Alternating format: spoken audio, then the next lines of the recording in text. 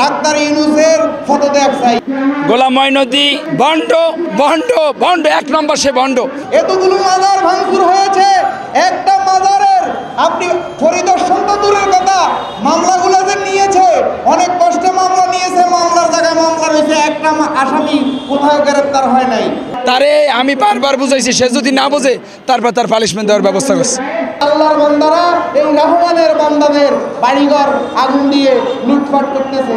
আমি বলছি সেই লোকগুলাই তো এখন আপনাদের মানববন্ধনে দাঁড়িয়ে আছে, তাহলে এগুলোকে আপনারা ভাইরাল হওয়ার জন্য করছেন, যে আপনাদের ভিডিও কেউ দেখছে না, এর মাধ্যমে আপনারা এখন জাতিকে দেখাচ্ছেন ও আপনারা কি একই পথের পথে। সবাই তো কমেন্টে লিখছে যে পুরো এদের যে অনুসারী পুরো সুফিবাদ ভুল পথে আছে।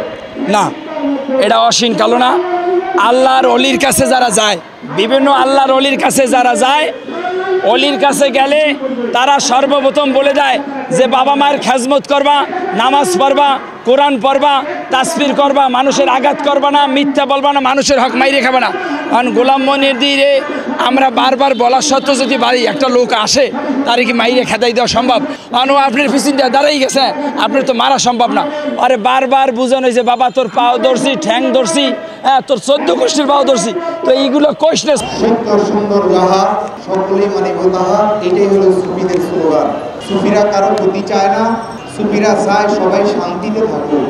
আর সেই শান্তিতে নোবেল বিজয়ী 5 আগস্টের পরে ক্ষমতায় এসে এই বাংলাদেশকে একটা অশান্তির রাজ্য বানাইতে আছে।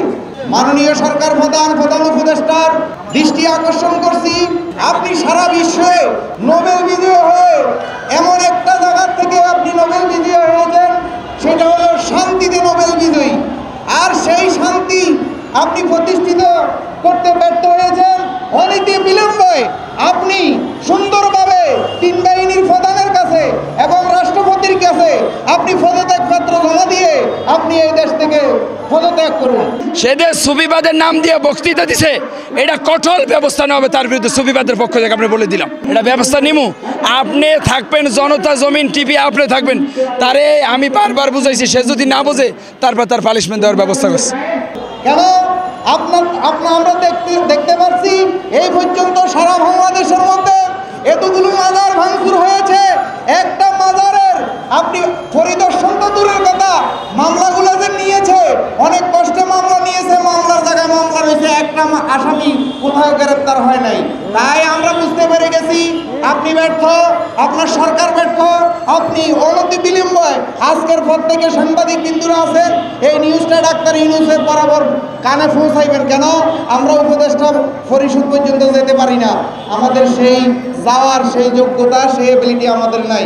আমরা অনতি বিলম্বে এই ডাক্তার ইউনূসের পদত্যাগ চাই। কেন? সে নোবেল বিজয়ী হয়েছে শান্তিতে, কিন্তু সে দেশকে শান্তিতে রাখতে পারে নাই। তার উপদেষ্টা এবং মিডিয়া ব্যক্তিরা আপনারা দেখেছেন, তার উপদেষ্টারা দুর্নীতি এবং নিয়োগ বাণিজ্যে প্রমাণ সহ ধরা খাচ্ছে। প্রিয় দেশবাসী, আমরা সূরা ফুরকান 25 নম্বর সূরার মধ্যে আসছে যে রহমানের বান্দারা বিনয়ী নম্রভাবে চলাফেরা করে। আপনারা আমাদের এই সুফিদের চরিত্র পরীক্ষা করেন। আমরা এতগুলো মাজার ভাঙছে, আমরা কাউকে একটা আঘাত করি নাই, আমরাই ভদ্র, আমরাই নম্র। আজকে আল্লাহর বান্দারা এই রহমানের বান্দাদের মাজার বাড়িঘর লুটপাট করতেছে। আল্লাহর বান্দারা আমরা দেখেছি, আল্লাহর বান্দাদের টুপি আছে, দাড়ি আছে, পাগড়ি আছে, সেই আল্লাহর বান্দারা এই রহমানের বান্দাদের বাড়িঘর আগুন দিয়ে লুটপাট করতেছে। আমরা দাবি জানাই আজকের এই অনুষ্ঠান থেকে, এই মানববন্ধন থেকে আমাদের কান্না সরকার পর্যন্ত যাবে কিনা জানি না। আপনাদের সাংবাদিকদের মাধ্যমে অনুরোধ থাকবে, যদি আমাদের কোনো ভুল থাকে আমাদেরকে দেখিয়ে দেওয়া হোক। কেন মৃত্যুর আগ পর্যন্ত তওবা করার সুযোগ আছে। আমরা সুফিরা শুদ্ধ হব। আমরা এই পথে গেছি নিজের দেহকে শুদ্ধ করার জন্য, আমরা এই পথে গেছি আত্মাকে শুদ্ধ করার জন্য, আমরা এই পথে গেছি হিংসা, নিন্দা, অহংকার ত্যাগ করার জন্য। এগুলোর মধ্যে যদি কোনো ত্রুটি বিচ্যুতি থাকে আমাদেরকে একটু বুঝিয়ে দিলে আমরা পরিশুদ্ধ হব। বাবা, যারা মাজার ভাঙতেছে তারা স্লোগান দিয়ে বলতেছে কোরআনি আইন চাই, কোরআনি আইন চাই। যদি সত্যই তারা সঠিক ইসলাম চেয়ে থাকে, কোরআনি আইন চেয়ে থাকে, তাহলে আমাদের সুফিদের চরিত্র পরীক্ষা করে দেখুন। এই যারা এই দেশে যাদের ইন্ধনে আমাদের মাজারগুলো ভাঙচুর করা হচ্ছে, যাদের উগ্রতার কারণে সাধারণ মানুষ খেপতেছে। আজকে স্কুল কলেজ মাদ্রাসায় ভার্সিটি নারী পুরুষ একসাথে বসে পড়ালেখা করে শিক্ষা দেয়, আর তারা এই দেশে আমাদেরকে বলে আমরা নাকি মাজারে নারী পুরুষ একসাথে চলাফেরা করি, এই জন্য মাজার মানতেছে। তাহলে ওদের কাছে মদকা নিরাপদ, সিনেমা হল নিরাপদ, সব জায়গা নিরাপদ, শুধু আজকে মাজার কেন অনিরাপদ হয়েছে আমরা তাদের কাছে জানতে চাই। প্লিজ প্রিয় সাংবাদিক ভাইয়েরা, আপনারা ভালো করে একটু প্রচার করে দরকার যেখানে বলবেন বাংলাদেশে, আমরা সেখানে বসে আমাদের যদি কোনো ত্রুটি থাকে আমরা পরিশুদ্ধ হব। সত্য সুন্দর যাহা সকলেই মানিব তাহা। কোনো সঠিক মেধার মানুষ, সুস্থ মজলিসের মানুষ, সে কোনোদিন রোজার বিরুদ্ধে কথা বলতে পারে না। এর এক নম্বর ভণ্ড, ভণ্ড ভণ্ড দিয়ে কোনোদিন ইসলাম কায়েম করা যাবে না। আমি গোলাম মঈনুদ্দিন টিপু হিয়াজুরি বাবাজি আপনারা সম্মান করি। আপনি ইসলাম মোতাবেক কোরআন হাদিসের বাইরে কোনো কথা বলার চেষ্টা করবেন না। কোরআন হাদিস যে কথা বলছে সেই কথা বলেন, মন করা কথা দিয়ে কোনোদিন ইসলাম কায়েম করা যায় না। গোলাম মঈনুদ্দিন হিয়াজুরি বাবাজের বল, বাবা তোর পাও ধরছি, তুই আর কোরআনের বিরুদ্ধে কথা কইস না, নামাজের বিরুদ্ধে কথা কইস না, রোজার বিরুদ্ধে কথা কইস না। এই ওলি আল্লাহর বাংলাদেশ, বীর ফকিরের বাংলাদেশ, রহম করো আল্লাহ, রহম করো আল্লাহ।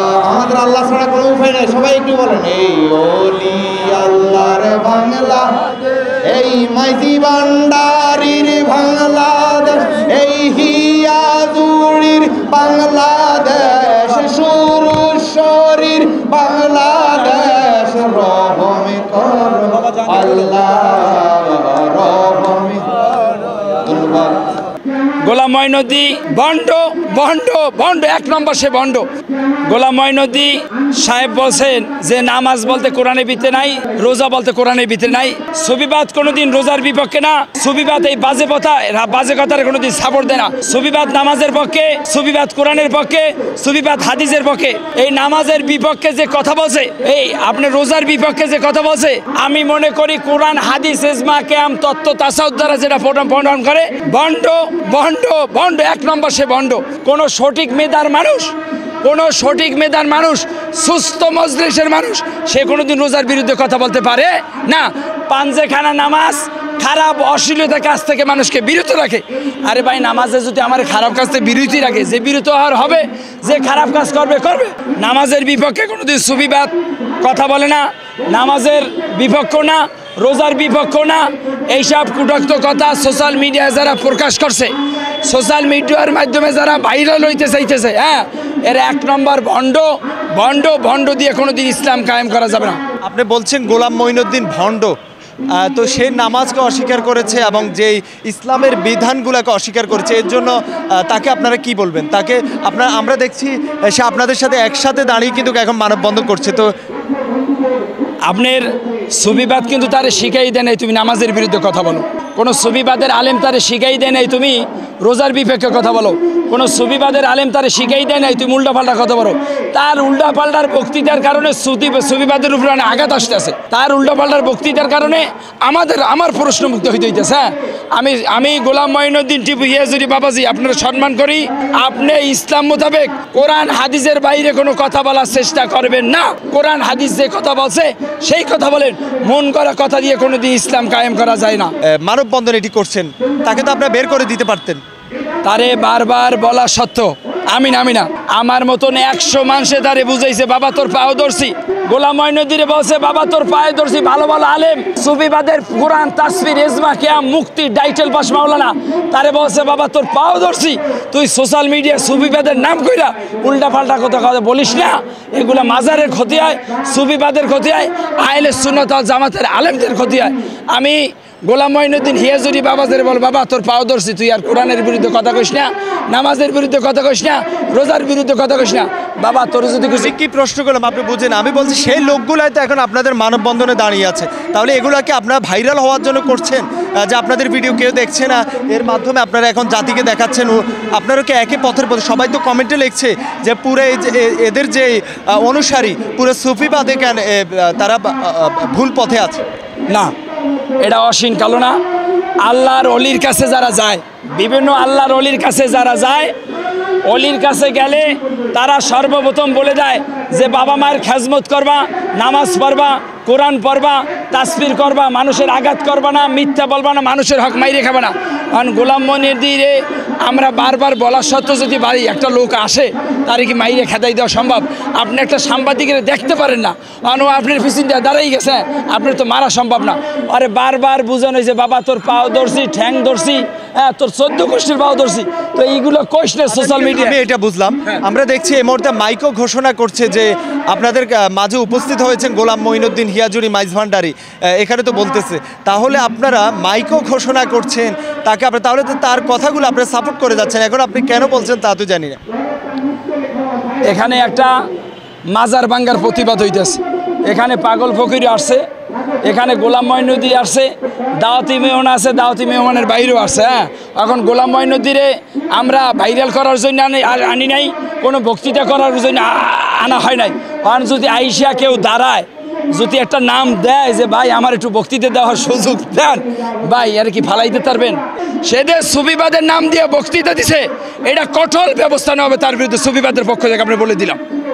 তাহলে তাকে এখান থেকে বের করে দেন, এটা ব্যবস্থা নিমু। আপনি থাকবেন জনতা জমিন টিভি, আপনি থাকবেন, তারে আমি বারবার বুঝাইছি, সে যদি না বোঝে তারপর তার পানিশমেন্ট দেওয়ার ব্যবস্থা করছে।